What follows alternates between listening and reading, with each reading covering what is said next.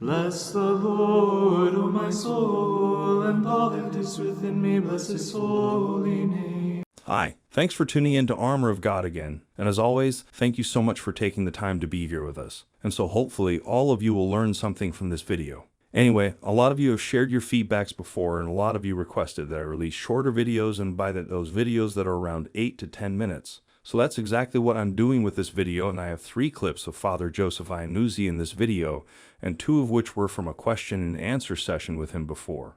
And that there were a lot of very interesting questions that people asked him during the session, so I thought I'd share 2 of them here with the rest of you. Here's the first one, where Father Iannuzzi explained how we're casting the demons out, even when we don't say anything out aloud. Although they can affect our memories, but they don't have access to our thoughts. Is that right? That's correct. That's correct. They cannot read your thoughts. Okay, so with that, I'm thinking, if I want to make them flee, because when I say, or used to say the rosary, when I'm thinking it in my head, if that makes sense. So therefore, the demons don't know that I'm saying the rosary. So therefore, is it more beneficial if when I'm saying the rosary, I'm actually speaking it out, although I may be whispering it, so that they actually hear it and they clear off? Not necessarily. This is how it works. This is how it works. The demons don't think like we do, and they don't perceive like we do. So if you try to think that they think like us, that's not how it works. They are light years ahead of us when it comes to almost predicting what's going to happen next. They're very good with that because they foresee patterns that we don't always see. They're much more advanced than us intellectually. They can see the whole life pattern. We forget these things. We don't see these things all the time. They can see that. And remember, Satan is an angel of light, still is, and he can appear as an angel of light, but his light is not a divine light anymore. It's a fiery light from hell. He can enter within your mind and within your memory without your consent. A thought comes that's maybe good or bad, maybe bad, and you're like, where did that come from? The devil put it there. And he wants you to masticate it so that it drags you little by little into his field. And this is what God allows him to do to test us. God allows the devil to enter without our consent, our mind or our memory. He doesn't read our thoughts once he enters it, but he can produce his own thoughts in our thoughts. He can produce his own emotions within us sometimes. But one thing he cannot enter is the will. He can enter the memory or the intellect without a consent, but he cannot enter the will without a consent. The will is like a door, and the handle is on the inside, and the devil's on the outside. What the devil can do is vex us with noise. On the door, you'll have the rain, the sleet, the wind pounding, to the point where you just want to open it up and see what's going on. So that's how he gets us to open up our will, through external pressures. But unless we open the door, he cannot enter. But he can enter the intellect and the memory at will.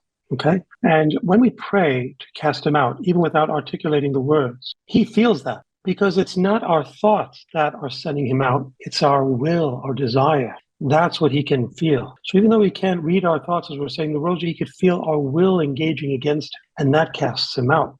So we don't necessarily have to say it out loud to cast him out or say things for him to hear it. He hears the will. He doesn't hear the thoughts, whether it's the rosary, whether it's the Stations of the Cross, whether it's the rounds, etc. That's how the demons perceive, not like us. They can feel emanations coming from the will. They can feel that. There's another question that I'd like to share with you, but before that, Father Iannuzzi also shared what happened during an exorcism session when the demons wouldn't leave. Now, this is something I want to share with you. This past week, I did an exorcism, and the demons wouldn't leave. And they kept saying, we can't leave. And this perplexed me. I said, why can't they leave? And they meant it. It wasn't like they were tricking me. They really can't leave. And the reason is because God's not allowing them. Sometimes this is the case with exorcisms. Just like Padre Pio was not responsible for the demons attacking him. But God permitted it so that through his sufferings he would save souls. Sometimes this happens with people too that are infested with demons. Not all demons come to people due to their own fault. Most of the time they do. But there are a few cases, rare cases, where due to no fault of their own, God allows the demons to harass them to increase their sanctity and save souls. And that was the case with this person I was exorcising this past week. So knowing that they can't leave, I won't fret over it, you see. But what I will do is, I don't just say, okay, they can't leave, so I give up. No, you don't give up. you still have to combat them. So here's the second question that I'd like to share here with you from the question and answer session, and it's quite interesting. It's about a priest's claim that there are no souls in hell. And I have a question. How does one best convince a priest, for example, who's otherwise theologically sound, that there are souls in hell? It concerns me sometimes when someone like that would teach that there's no souls in hell. How can you best convince them? Well, God doesn't expect us to convince anyone of anything, number one. Number two, there is no church teaching that there is a soul in hell. I just want to be clear on this because I want to cover both sides. There's no doctrinal teaching in the church that anyone's in hell. I'm not saying they're not. I'm just telling you what the church teaches, okay? Mm-hmm. Now, you may say there's ample evidence in the Bible or in the approved prophetic literature of St. Faustina, who was taken there and saw souls that she knew on earth that were there, or at Fatima, where Our Lady opened up the earth and showed the 3 shepherd children's souls in hell, or Padre Pio, who was told by a penitent that he doesn't believe there's a hell, to which he replied, "You will when you're there." So you have all the circumstantial support saying there are people in hell, but the church has not formally taught that, okay? Right. Now, having said that, you have in the Bible Judas Iscariot. Jesus said, better for him never to have been born. That's almost like a confirmation he's lost, right? But if a priest says something that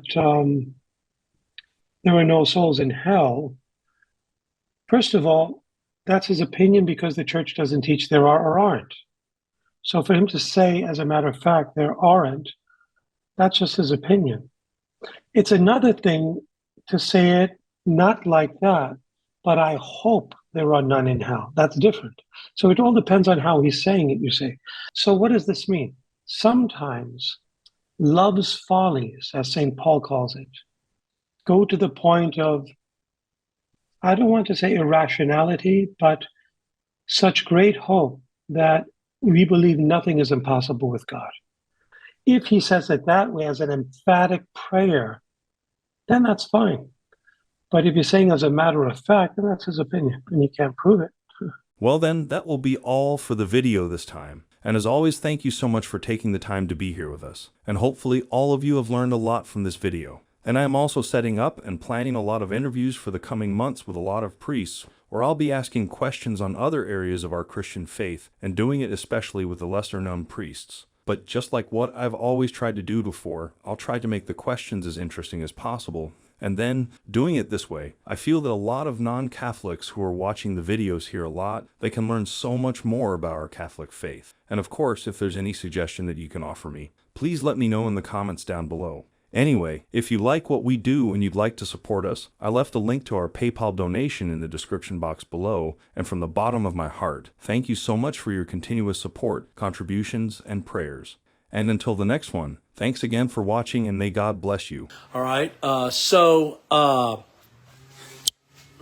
me show you something else. I showed you the dogs yesterday. Here's the doggy corner. All right. There's their water dish, their food bowls. Right. There's their food, the dry food, moist food. All right. Salty kisses and sandy paws, right? If you feed them, they will come, right? When I come into the kitchen, the dogs are in the kitchen, right? There's some of their medicine. All right, so this is the doggy corner here. All right, you see that? Let me back up and I'll show you. All right, there's the doggy corner. There's my little coffee corner. Okay, very good. All right. Mira que crecía, papá, mira que crecía. ¿Tú crees que esto es normal? Mira la calle del médico. Mira la calle como va para abajo de agua. María, la furgoneta baja por ahí. Mira la que nos hemos librado.